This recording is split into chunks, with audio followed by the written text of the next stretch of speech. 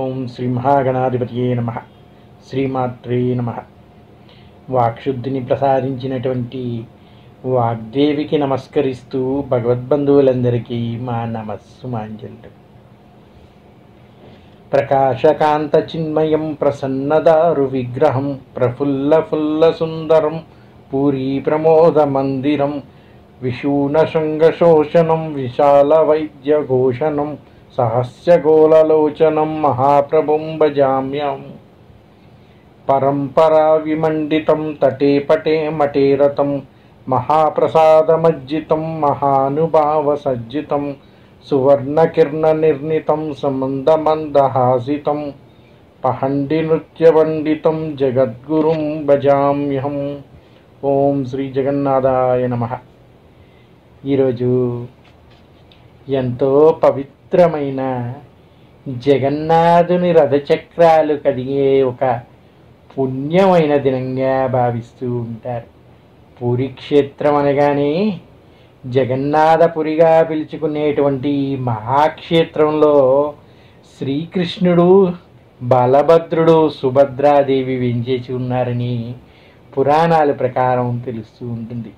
అటువంటి పవిత్ర క్షేత్రంలో జగన్నాథుడు దేవుడి దగ్గరికి మీరు రావక్కర్లేదయ్యా, నేనే మీ దగ్గరికి వచ్చి మీ మంచి చెడ్డలు చూస్తూ ఉంటాను అని చెబుతూ సంవత్సరానికి ఒక మారు రథయాత్ర ద్వారా తన అత్తగారి ఇంటికి వెళుతూ మధ్యలో మనందరినీ పలకరిస్తూ వెళ్తూ ఉంటాడంట.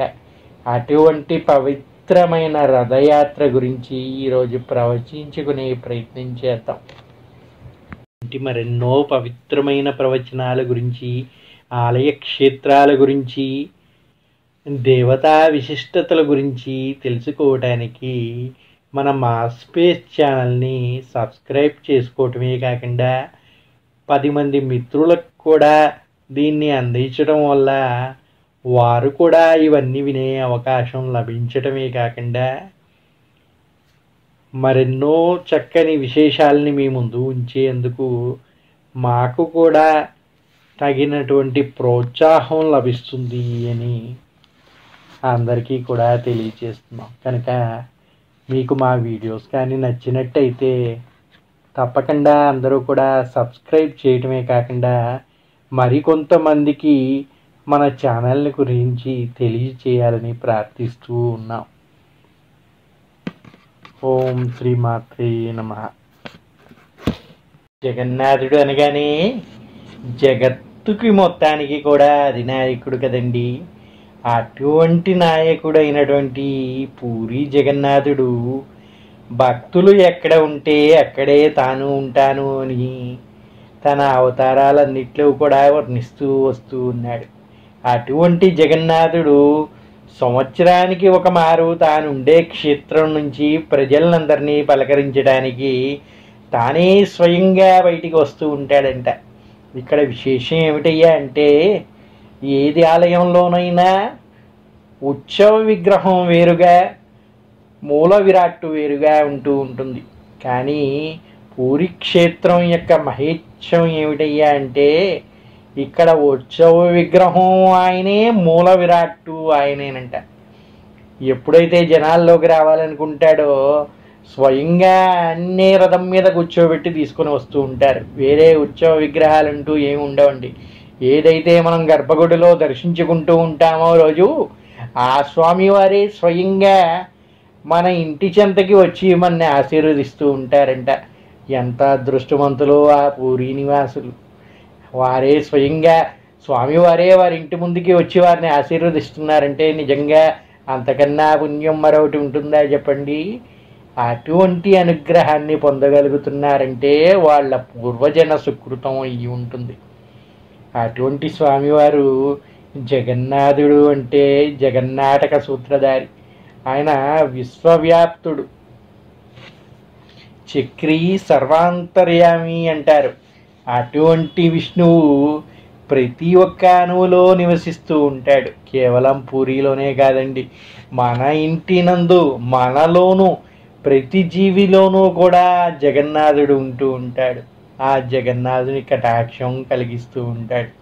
అటువంటి జగన్నాథుడు ఏమి చెబుతున్నాడయ్యా అంటే, దేవుడి మీద భక్తిని మీరుంచండి, మిమ్మల్ని రక్షించే బాధ్యత నాది, మిమ్మల్ని అనుగ్రహించే బాధ్యత నాది, మిమ్మల్ని నడిపించే బాధ్యత నాది అంటూ ఉంటాడంట జగన్నాథుడు.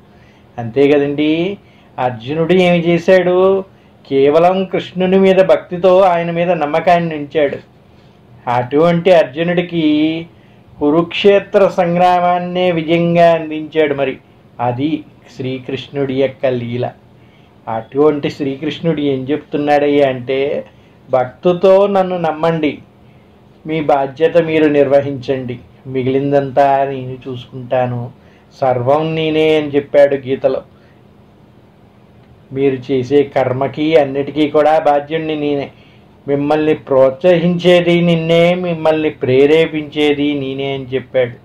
అటువంటి గీతా పురుషుడు ఆయన ఏం నిరూపించుకోవాలనుకుంటున్నాడయ్యా అంటే, దేవుని భక్తి మీ మనసులో ఉండాలయ్యా, ఒక క్షేత్రంలో ఒక ప్రదేశంలో నిక్షిప్తమై ఉండేది కాదు అని చెప్పడానికే స్వామి ఎప్పుడూ గర్భాలయంలో ఉండను, నేను సర్వజీవుల్లోనూ ఉంటాను, సర్వవ్యాప్తమై ఉంటాను, అందుకే దానికి సూచికగానే నేను మిమ్మల్ని పలకరించడానికి బయటికి వస్తున్నాను అని చెబుతూ ఈ రథయాత్ర ద్వారా ప్రతి సంవత్సరం కూడా బయటికి వస్తూ ఉంటాడంట. ఇంకో విచిత్రం ఏమిటయ్యా అంటే, ఏ దేవత పూజా విశేషాల్లో కానీ మనం స్వామివారికి సృష్టి చేస్తుంది అని ఎక్కడా చెప్పరండి. కానీ ఈ పూరి క్షేత్రంలో 15 రోజుల పాటు సంవత్సరానికి ఒక మారు స్వామివారికి జ్వరం వస్తుందంట. అదేమిటండి? ఆయన జగన్నాథుడు, అన్నిటినీ సృష్టించేది ఆయనే, అన్నిటినీ నాశనం చేసేది ఆయనే. అటువంటి ఆయన్ని స్పర్శించే ధైర్యం ఏ వ్యాధికి ఉంటుందయ్యా అంటే, అది వ్యాధి కాదండి, అది ఒక జగన్నాటకంగా చెబుతూ ఉంటారు. ఆ జగన్నాటక సూత్రధారి అయిన జగన్నాథుడు ప్రతి ఒక్కటి కూడా ఈ సృష్టిలో ఏ విధంగా అయితే మనకి జరుగుతుందో వాటన్నిటినీ కూడా తాను స్వయంగా అనుభవిస్తున్నట్టుగా చూపిస్తూ ఉంటాడు. అదే ఈ పూరి క్షేత్రం యొక్క విశిష్టత. ఏమిటయ్యా అంటే, మనం ఒక జన్మ నుంచి మరో జన్మలోకి ప్రవేశిస్తున్నప్పుడు మన దేహాన్ని ఏ విధంగా అయితే వదులుతామో, స్వామివారు కూడా ఇక్కడ తన కళేబరాన్ని వదిలేసి నవకళేబరంలోకి ప్రవేశిస్తూ ఉంటారు. అదేమిటయ్యా? కళేబరంలోంచి కళేబరంలోకి మారటం ఏమిటి? విగ్రహాలు కదా అనుకుంటారు. అక్కడే ఉందండి విచిత్రం. ఆ జగన్నాథుని లీలలు అర్థం చేసుకోవటం అంత సులువు కాదండి.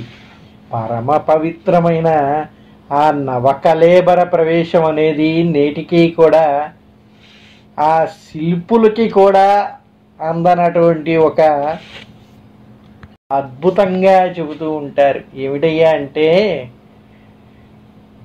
ఆయనకి విగ్రహాన్ని ఒక వేపదారు నుంచి తయారు చేస్తూ ఉంటారంట. పెద్ద వేప చెట్టుని ఒకదాన్ని నిర్ణయిస్తారంట. ఆ నిర్ణయాన్ని కూడా స్వయంగా స్వామి తెలుపుతారంట. అలా తెలిపినటువంటి విగ్రహాన్ని తీసుకొచ్చి చెక్కడానికి శిల్పులకు అప్పచెప్తారు.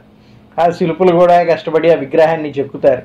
ఎలాగైతే పూర్వ విగ్రహం ఉందో అదే విధంగా మళ్ళీ కొత్త విగ్రహాన్ని కూడా చెక్కుతారంట. చెక్కిన తర్వాత వాళ్ళ కళ్ళకి గంతలు కలుపుతారంట. వాళ్ళకి ఏమీ కనిపించకుండా, ఏమీ తెలియకుండా ఒక చీకటి గదిలో వదిలేస్తారు. అక్కడ ఏం జరుగుతుందో వాళ్ళకి కూడా తెలియదంట. కానీ ఆ పాత కళేబరం నుంచి నవ కళేబరానికి స్వామివారు ప్రవేశిస్తూ ఉంటారంట. అది ఒక విచిత్రంగా చెబుతూ ఉంటారు. అది ఏ విధంగా ప్రవేశిస్తారనేది ఎవరికీ తెలియదు. కానీ ఎప్పుడైతే ఆయన నవకళేబరంలోకి ప్రవేశించారో ఆ విగ్రహానికి ఒక నవకాంతి వస్తుందంట. స్వామివారి పాత విగ్రహాలు ఏవైతే ఉన్నాయో అవి కాంతి విహీనంగా మారి ఈ కొత్త విగ్రహాల్లోకి ఆ నవకాంతి ప్రవేశించడంతో నవయవ్వనంతో స్వామివారు మళ్ళీ తిరిగి మనందరినీ ఆశీర్వదించి అనుగ్రహించడానికి విచ్చేశారు అని చెప్పి ఉత్సవాలు జరుపుతూ ఉంటారు. ఇది ఒక విశేషమైనది. ఇక మరొక విశేషం ఏమిటయ్యా అంటే, స్వామివారికి చలికాలంలో చల్లని నీటితోటి స్నానం జరిపిస్తూ ఉంటారండి. అలా జరిపించి ఆ అభిషేకాల వల్ల స్వామివారికి సుస్థి చేస్తుంది అంటారు. ఆ సుస్థి చేయటం అంటే ఏమిటి అంటే 108 బిందెలతోటి స్వామివారికి కటాభిషేకం జరిపిస్తూ ఉంటారు. అలా జరిపించిన తర్వాత ఆ నీటితోటి మనకి ఎప్పుడైతే తలస్నానం చేస్తూ ఉంటామో రోజు ఏం జరుగుతుందండి? జలుబు చేస్తుంది కదూ. అదేవిధంగా స్వామివారికి కూడా ఆ చలి ఎక్కువైపోయి జ్వరం చేస్తుందంట. ఆ జ్వరం రావడంతో ఒళ్ళు వేడెక్కుతుంది అని చెప్పేసి అర్చక స్వాములు ఏం చేస్తారయ్యా అంటే, ఇక గుడిలోకి భక్తుల ప్రవేశాన్ని కొంతకాలం నిషేధిస్తాం, స్వామివారిని ఎవరూ ఇబ్బంది పెట్టకండి అయ్యా, గంటలు కొట్టకండి, ఆయన దర్శన వేళలను మార్చేస్తున్నాం అని చెప్పేసి ఆయనకి రోజు కూడా తగిన మందులు అందిస్తూ, మందులు అనగా చక్కగా పళ్ళ రసాలు, ఆరోగ్యకరమైన నైవేద్యాలు అందిస్తూ స్వామివారిని మళ్ళీ స్వాంతనపరుస్తారంట. అలా 15 రోజులు జరిపించిన తర్వాత స్వామి నవయవ్వనంతో ప్రకాశిస్తారంట. అలా ప్రకాశించినటువంటి స్వామివారు మళ్ళీ నా భక్తులందరినీ కలవాలి అనే ఒక సంకల్పంతో రథయాత్రకి నిమగ్నమవుతారు అని చెబుతూ ఉంటారు. అలా జరగడం వల్లే ఈ రథయాత్ర అనేది జరుగుతూ ఉంటుంది అని చెప్పేసి ఇక్కడ పండితులు వివరిస్తూ ఉంటారు. జగన్నాథుని రథయాత్ర అంటే అదొక గొప్ప పండగ అండి. ఎంత గొప్ప పండగయ్యా అంటే అది ప్రపంచానికే ఒక పండగగా చెబుతూ ఉంటారు. జగన్నాథుని రథయాత్ర మొదలైంది అంటేనే ప్రపంచవ్యాప్తంగా ఉన్న లక్షలాది సంఖ్యలోని భక్తులు తరలి వస్తూ ఉంటారంట. పూరి జగన్నాథుని తీర్థయాత్ర ఆషాఢ మాసంలో శుక్లపక్షంలో 2వ రోజున జరుపుకోవడం ప్రారంభిస్తారంట. ఈ జగన్నాథుని రథయాత్రలో పాల్గొనటం వల్ల అన్ని తీర్థయాత్రల యొక్క ఫలితాలు లభిస్తాయి అని ఒక నమ్మకంగా భక్తులు విశ్వసిస్తూ ఉంటారు. పూరి జగన్నాథుని ముక్తి క్షేత్రంగా భావిస్తూ ఉంటారు. ఈ స్వామివారిని దర్శించుకుంటే చాలు, సకల తీర్థాలని దర్శించుకున్నటువంటి పుణ్యఫలాన్ని నొసంగుతాడు అని చెప్తూ ఉంటారు. అటువంటి స్వామివారి రథయాత్రలో జీవితంలో ఒక మారు పాల్గొంటే చాలంట, ప్రపంచవ్యాప్తంగా ఉన్న తీర్థక్షేత్రాలన్నీ కూడా దర్శించుకుంటే ఏ విధమైన పుణ్యఫలం లభిస్తుందో అటువంటి ఫలాన్ని మనకు అందిస్తుందంట ఈ జగన్నాథుని రథయాత్రలో పాల్గొంటే అని ఇక్కడ విశేషంగా చెబుతూ ఉంటారు. పురాణాల ప్రకారం చూసుకుంటే 12వ శతాబ్ద కాలం నుంచి కూడా ఇక్కడ రథయాత్ర జరుగుతూ ఉన్నది అని చరిత్రకారులు చెబుతూ ఉన్నారు. హిందూ మత విశ్వాసాల ప్రకారం జగన్నాథుని శ్రీ విష్ణు అవతారంగా పరిగణిస్తూ ఉంటారు. ప్రతి ఏటా జరిగే ఈ రథయాత్రకి జగన్నాథపురి, పురుషోత్తమపురి, శంఖక్షేత్రం, శ్రీక్షేత్రం అని కూడా పిలుస్తూ ఉంటారు. ఒకప్పుడు ఈ క్షేత్రాన్ని పురుషోత్తమపురిగా పలుకుతూ ఉండేవారంట. అలా వ్యవహరిస్తూ కాలక్రమేణా అది నేడు పూరీ క్షేత్రంగా మారింది. ఈ పూరీ క్షేత్రానికి అసలు పేరు ఏమిటయ్యా అంటే జగన్నాథుని పూరి, పురుషోత్తముని పూరి అంట. ఎందుకయ్యా మాట అన్నారంటే ఇక్కడ నివసించేది స్వయంగా జగన్నాథుడు కదండి. ఆ జగన్నాథుడు ఎవడు? పురుషోత్తముడు కదా. అటువంటి స్వామి నివసిస్తున్న ప్రదేశం కాబట్టి ఈ క్షేత్రానికి ఆ నామకరణం చేయటం జరిగిందంట. కానీ కాలానుగుణంగా ఈ క్షేత్రం పేరులో మార్పులు, జనాలు వ్యవహరించే వ్యవహారిక భాషలో ఆ ముందు ఉన్న పేరు అందరికీ పలకడం రాక ఆఖరి పేరును పట్టుకొని పూరీ క్షేత్రంగా మార్చేశారు. దీన్ని పూరీ క్షేత్రమే కాదండి, శంఖక్షేత్రం, శ్రీక్షేత్రం అని కూడా పిలుస్తూ ఉంటారంట. ఎందుకంటే విష్ణువు ఎక్కడ నివసిస్తాడో లక్ష్మి అక్కడ నివసిస్తుంది అంటారు. లక్ష్మి అంటే ఎవరండి? సాక్షాత్తు శ్రీ మహాలక్ష్మి కదూ. ఆమెనే స్త్రీ అని పిలుస్తారు. అటువంటి శ్రీక్షేత్రంలో స్వామితో పాటు లక్ష్మి కూడా నివసిస్తుంది అని చెబుతూ ఉంటారు. ఈ పూరీ రథయాత్ర గురించి పద్మపురాణంలో ఒక కథ చెబుతూ ఉంటారండి. ఏమిటయ్యా అంటే పద్మపురాణం ప్రకారం జగన్నాథుని సోదరి అయిన సుభద్ర నగరాన్ని చుట్టూ తిరగాలని కోరికను వ్యక్తం చేసిందంట. అప్పుడు జగన్నాథుడు తన సోదరుడు బలభద్రుడు అనగా బలరాముడిని రథంపై ఎక్కించుకొని నగరానికి తీసుకుని వెళ్తాడంట. ఈ సంఘటన ఆషాఢ మాసంలో జరిగింది అని చెబుతూ ఉంటారు. అందుకు ప్రతీకగా అప్పటి నుంచి ఈ రథయాత్రని ప్రతి సంవత్సరం ఆనవాయితీగా నిర్వహిస్తున్నారు అని చెబుతూ ఉంటారు.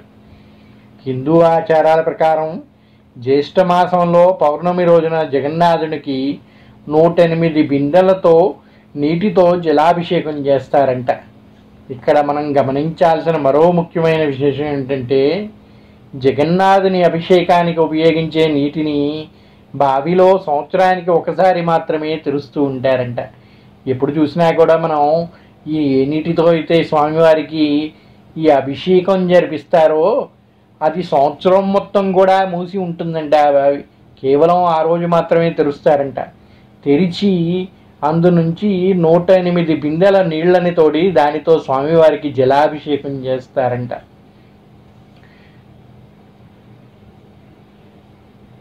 అందుకే ఈ యాత్రని సన్నయాత్ర అంటారంట.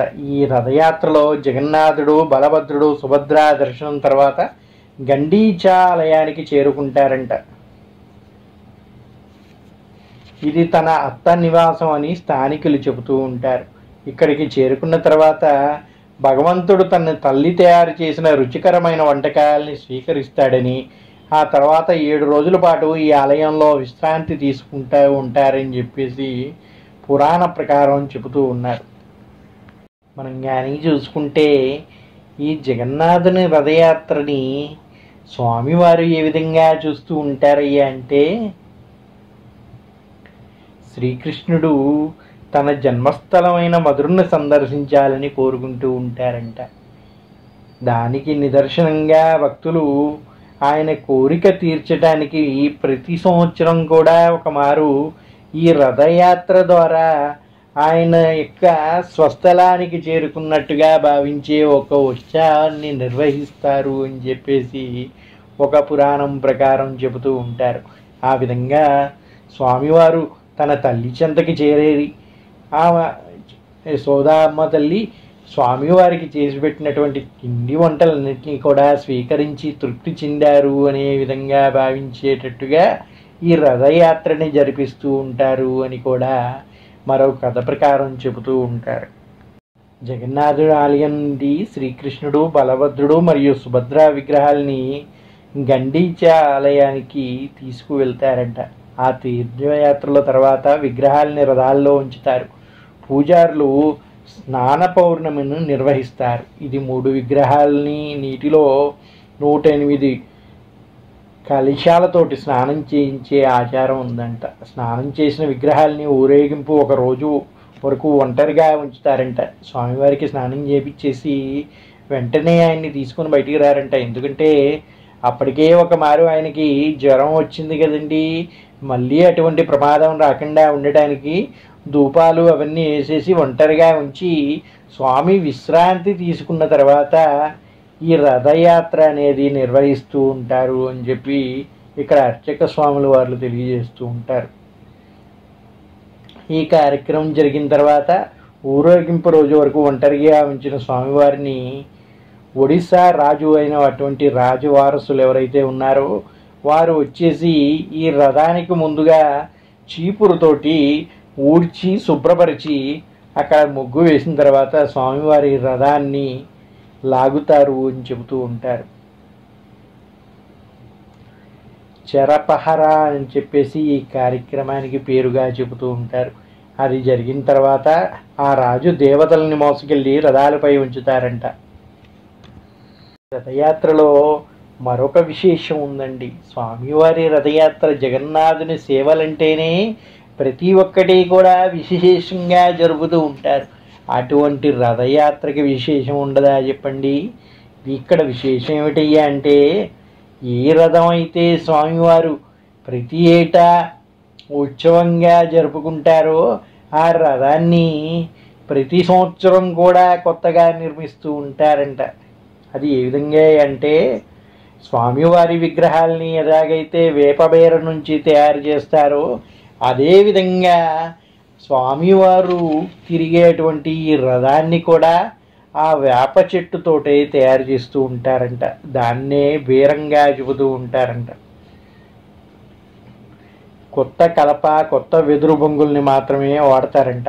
ఆ వేప చెట్టు నుంచి తీసినటువంటి కొత్త కలపని, కొత్త వెదురు బొంగుల్ని మాత్రమే వాడతారంట. దీంట్లో వేరేటువంటి పదార్థాలు ఏవి కూడా ఉపయోగించారంట. ఈ ప్రత్యేకమైన చెక్కను దారు అంటారంట. ఈ రథాన్ని నిర్మించేందుకు ఉత్తమమైన కలపని మాత్రమే ఎంపిక చేసిన తర్వాత ఆ చెక్కతోటి రథాన్ని నిర్మిస్తూ ఉంటారు అని చెబుతూ ఉంటారు. దాన్ని నిర్మించటం కూడా దానికి ప్రతి ఒక్కదానికి ఒక లెక్క ప్రకారం పురాణాల్లో చెప్పి ఉన్నారంట. నేటికి కూడా అదే విధంగా చేస్తూ ఉంటారు. పూరీ రాజు అయినటువంటి వాళ్ళ వంశస్థులు వైశాఖ బహుళ విధియనాడు రథ నిర్మాణానికి కావాల్సిన ఏర్పాట్లు చేయమని ఆదేశిస్తారంట. ఆయన ఆదేశం మేరకు ఆలయ ప్రధాన పూజారి అందుకు అవసరమైన వృక్షాలని 1172 ముక్కల్నిగా ఖండించి పూరికి తరలిస్తారంట. ఆ వృక్ష భాగాల్ని నిర్మాణానికి అనుగుణంగా 2188 ముక్కలుగా చేస్తారంట. వాటిల్లో 832 ముక్కల్ని జగన్నాథుని రథం తయారీకి, 763 కాండాలని బలరాముడు రథ నిర్మాణానికి, 593 భాగాల్ని సుభద్రాదేవి రథానికి వినియోగిస్తారంట. ఈ విధంగా ప్రతి ఒక్కటి కూడా లెక్క ప్రకారం చేస్తూ ఉంటారంట. ఇక రథ నిర్మాణం ఏ విధంగా చేస్తారయ్య అంటే 9 మంది ముఖ్యమైన శిల్పులు, వారి సహాయకులు మరో 125 మంది కలిసి అక్షయ తృతీయ నాడు రథ నిర్మాణాన్ని మొదలు పెడతారంట. ప్రతి ఏటా కూడా ఈ విధంగా పద్ధతి ప్రకారం చేస్తూ ఉంటారంట. ఆషాఢ శుద్ధ పాడ్యమి నాటికి రథ నిర్మాణాలన్నీ పూర్తయి యాత్రకి సిద్ధమవుతాయంట. ఇక జగన్నాథుని రథని నందిఘోషని, బలభద్రుని రథాన్ని తాళధ్వజమని, సుభద్రాదేవి రథాన్ని పద్మధ్వజమని నామకరణంతో పిలుస్తూ ఉంటారంట. ప్రతి రథానికి కూడా 250 అడుగుల పొడవు, 8 అంగుళాల మందం ఉండే తాళ్లను కడతారు. ఆలయ తూర్పు భాగంలో ఉండే సింహద్వారానికి ఎదురుగా ఉత్తరముఖంగా ఈ 3 రథాలని నిలబెడతారంట. రథయాత్ర మొదటి రోజున మేళతాళాలతో గర్భగుడిలోకి వెళ్ళి పూజారులు ఉదయకాల పూజాధికారులు నిర్వహిస్తారంట. శుభముహూర్తం ఆసన్నవగానే జగన్నాథ అని పెద్దగా అరుస్తూ రత్నపీఠం మీద నుంచి విగ్రహాల్ని కదిలిస్తారంట. ఆలయ ప్రాంగణంలోని ఆనంద బజార్ అరుణ స్తంభం మీదుగా వాటిని ఊరేగిస్తూ బయటికి తీసుకుని వస్తారంట. భక్తుల జయ జయధ్వానాల మధ్య ఊరేగింపులో ముందుగా దాదాపు 5.5 అడుగులు ఎత్తుండే బలరాముడు విగ్రహాన్ని బయటికి తీసుకుని వస్తారంట. బలరాముని విగ్రహాన్ని ఆయన రథంపై తాళధ్వజంపై ప్రతిష్ఠింపజేస్తారు. అనంతరం ఆ స్వామి విగ్రహానికి అలంకరించి తలపాగా ఇతర అలంకారాలను తీసి భక్తులకు పంచిపెడతారంట. అవి అందుకోవడానికి కోసం భక్తులు పోటీ పెడతారు. అనంతరం అదే పద్ధతిలో సుభద్రాదేవి విగ్రహాన్ని కూడా బయటికి తీసుకొచ్చి పద్మధ్వజం అనే రథం మీద ప్రతిష్ఠిస్తారంట. ఎప్పుడైతే అన్న చెల్లెలు ఇద్దరూ బయటికి వచ్చారో ఆ తర్వాత జగన్నాథుని కమనీయమైన దర్శనం కల్పిస్తారంట. చివరిగా భక్తులందరూ ఎప్పుడెప్పుడా అని ఎదురు చూస్తున్నటువంటి దాదాపు 5 అడుగుల 7 అంగుళాల ఎత్తుండే జగన్నాథుని విగ్రహానికి భక్తుల జయధ్వానాల మధ్య ఆలయ ప్రాంగణంలోంచి బయటకు తీసుకొచ్చి నందిఘోష అనే రథం మీద ప్రతిష్ఠింపజేస్తారంట. ఇలా 3 విగ్రహాలని రథంపై కూర్చోబెట్టి వేడుకొని పాండి అని పిలుస్తారంట. సర్వం జగన్నాథం అంటారు కదండి. ఇంద్రోద్యముడు మహారాజు కన్నా ముందే ఆ జగన్నాథుణ్ణి నీలమాధవుడు రూపంలో అర్చించిన విశ్వపుని వారసులు ఆలయ సాంప్రదాయాల ప్రకారం ఊరేగింపు నిమిత్తం మూల విరాట్టుల్ని అంతరాలయం నుంచి బయటకు తీసుకొచ్చి రథాల మీద ప్రతిష్ఠింపజేసే అర్హత వీరికి మాత్రమే ఉంటుందంట. ఈనాటికి కూడా అదే సాంప్రదాయం కొనసాగుతుంది. విగ్రహాల్ని తరలించే సమయంలో కులమత భేదాలు లేకుండా అందరూ జగన్నాథుని విగ్రహాన్ని తాకే అనుగ్రహాన్ని కల్పిస్తూ ఉంటారు. జగన్నాథుడు సర్వవ్యాప్తుడండి. ఆయనకి కులాలు మతాలు అనేది ఏమీ లేదు. ఆయన జగద్గురు. అందుకే వీటన్నిటినీ కూడా లెక్క చేయడంట.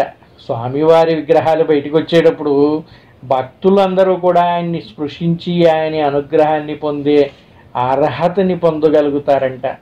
మామూలుగా మనం ఏ దేవతా విగ్రహాలు ఏ ఉత్సవం జరుగుతున్నప్పటికీ స్వామిని తాకే అర్హత మనకి ఉందో లేదో అని భయపడుతూ ఉంటాం.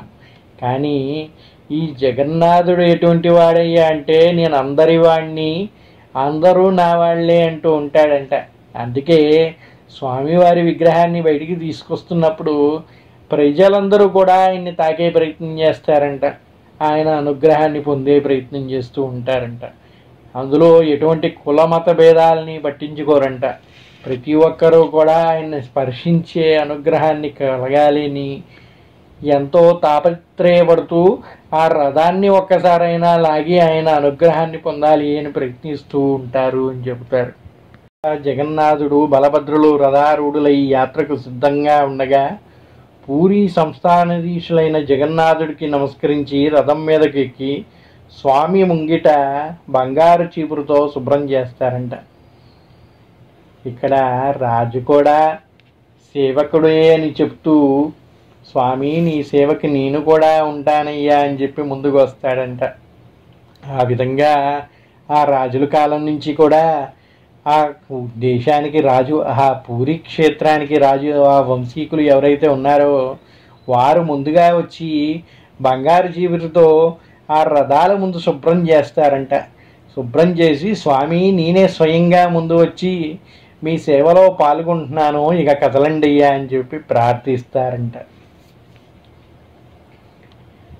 దీన్నే చరాపహరా అంటారంట. ఆ తర్వాత కస్తూరితో కల్లాపి జల్లుతారంట. ఊరేగింపుకు సిద్ధంగా ఉన్న స్వామిపై పూరీ సంస్థానాధీశులైన గంధం నీళ్లు చిలకరించి కిందకు దిగి రథం చుట్టూ 3 ప్రదక్షిణలు చేస్తారంట. అలాగే బలరాముడు సుభద్రాదేవిని కూడా అర్చించి వారి రథాల చుట్టూ కూడా ప్రదక్షిణ చేసి రథాలకు తాత్కాలికంగా అమర్చిన తాటి మెట్లను తొలగిస్తారంట. ఇక అంగరంగ వైభవంగా జగన్నాథుని రథయాత్రకు సిద్ధమవుతారు. స్వామివారి రథాన్ని చాలా ఎత్తుగా ఉంటుంది కదండి, అందరూ ఎక్కడానికి వీలుగా ఉండదు కనుక ముందుగా రథాన్ని స్వామివారిని ప్రతిష్ఠింపజేసి ఆ పూజా కార్యక్రమాలు నిర్వహించే వరకు తాత్కాలికంగా మెట్లు నిర్మించి ఉంటాయంట తాటి బద్దలతోటి. ఆ మెట్లని తీసివేస్తారంట.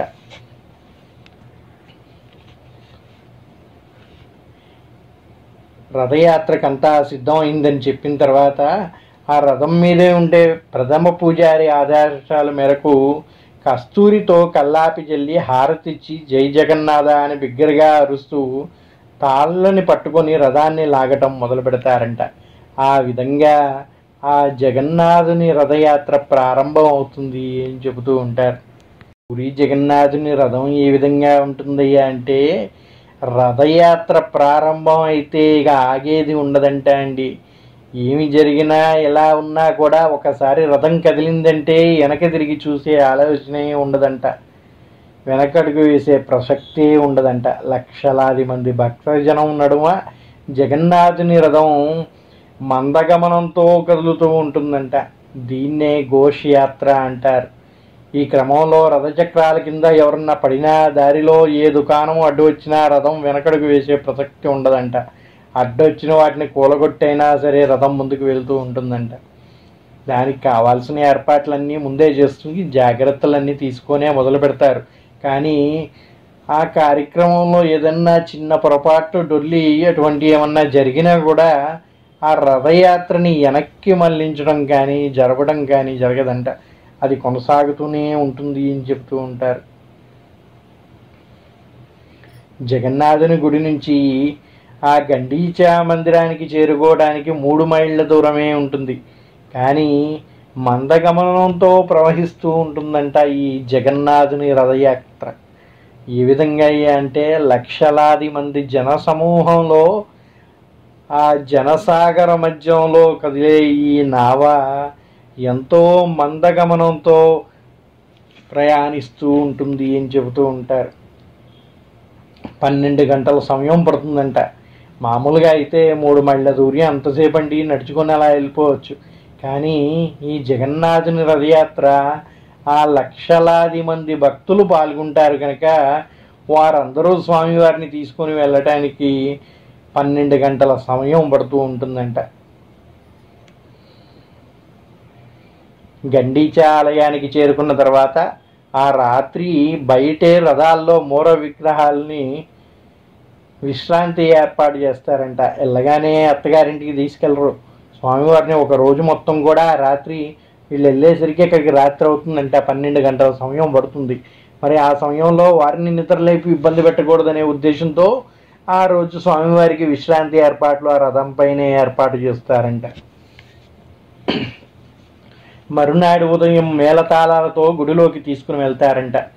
వారం రోజుల పాటు గండీచాదేవి ఆతిథ్యాన్ని స్వీకరించి అనంతరం దశమి నాడు తిరుగు ప్రయాణం మొదలవుతుందంట. దీన్నే బాహుదా యాత్ర అని కూడా పిలుస్తూ ఉంటారు. ఆ రోజు మధ్యాహ్నానికి 3 రథాలు జగన్నాథ ఆలయానికి చేరుకొని గుడి బయట ఉండిపోతాయంట. అలా ఆషాఢ శుద్ధ ఏకాదశి నాడు స్వామివార్లు బంగారు ఆభరణాలతో అలంకరిస్తారు. ఈ వేడుకను చూసేందుకు భక్తులు బారులు తీరుతారంట. ద్వాదశి నాడు విగ్రహాలని మళ్ళీ గర్భగుడిలోని రత్నసింహాసనంపై అలంకరించడం వల్ల యాత్ర సమాప్తం అవుతుంది అని చెప్తూ ఉంటారు. యాత్ర అంతా ముగిసి స్వామిగారు తిరిగి పూరి క్షేత్రానికి చేరుకోగానే స్వామివారిని మళ్ళీ గర్భాలయానికి తీసుకుని వెళ్ళారంట. ఒక రోజు మొత్తం కూడా ఆలయం బయటే రథంపైనే ఉంచి స్వామివారికి స్వర్ణాభరణాలతోటి మణిమాణిక్యాలతోటి చక్కటి అలంకరణలు జరిపిస్తారంట. అవన్నీ చూడటానికి 1000 కళ్ళైనా చాలవు ఉంటారు. అటువంటి గొప్ప దర్శనాన్ని భక్తులందరికీ కూడా ఆ రథాల మీద నుంచి అనుగ్రహిస్తారంట స్వామివారు.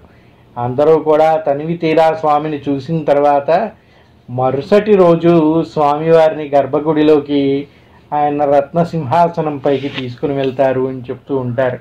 దానితో ఈ జైత్రయాత్ర ముగుస్తుంది అని చెప్తూ ఉంటారు. ఈ విధంగా జగన్నాథుని రథయాత్ర జరుగుతూ ఉంటుందంట.